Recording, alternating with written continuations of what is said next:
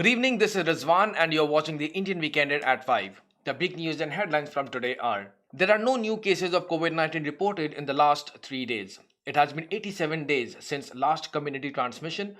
There were no further recoveries reported and the total number of active cases as of today remain 21. The total confirmed cases remain 1206.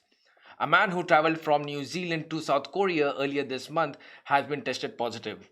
The person left New Zealand on 21st July and arrived in South Korea, transiting via Singapore on 22nd July. The Ministry of Health is working with its counterpart in South Korea for more information about the traveler who, although having no symptoms, tested positive on arrival. South Korea authorities have informed New Zealand that based on their initial investigations, they suspect the traveler was infected during the transit in Singapore airport. However, other causes including infections in New Zealand can't be ruled out at this stage.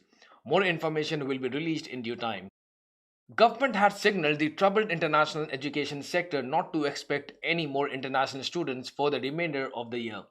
This was announced in a press briefing earlier this afternoon by Prime Minister Jacinda Ardern, Minister for Education Chris Hipkins, while releasing a long-term strategic recovery plan backed by $51.6 million invested from the COVID Recovery and Response Fund. According to a breakdown of this $50 million funding received from the Office of Education Minister, a whopping $20 million will be going towards state and state integrated schools, while private tertiary institutes or PTEs will be receiving $10 million.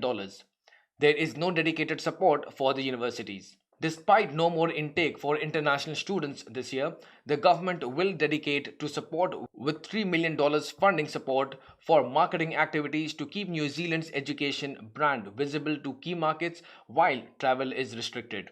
Read the full analysis on our website. India's Minister of Civil Aviation Hardeep Singh Puri has announced that India will be sending additional flights to bring back stranded Indian nationals in New Zealand.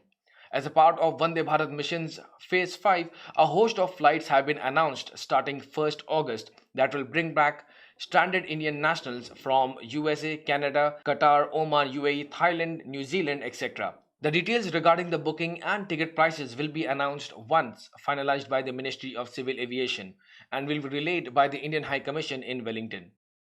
Temporary migrant workers will be better protected by sweeping changes to prevent exploitation and improve enforcement, says Deputy Prime Minister Vincent Peters, Minister for Workplace Relations Andrew Little, and the newly appointed Immigration Minister Chris Fafoy. The announcement will help migrant workers to better understand their rights and responsibilities when working in New Zealand, and provides a clear avenue for help should they find themselves in an exploitative situation, Deputy Prime Minister Vincent Peters said. To make it easy for migrant workers to report and leave exploitative environment, government will be setting up a new dedicated free phone number, online reporting and triaging functions. Minister for Immigration Chris Fafoy said, government is drafting a bill to enact legislative reforms, investing $50 million over 4 years to support the implementation of these changes, and these functions are expected to be in place by mid-2021, which will be monitored by trained and responsive staff.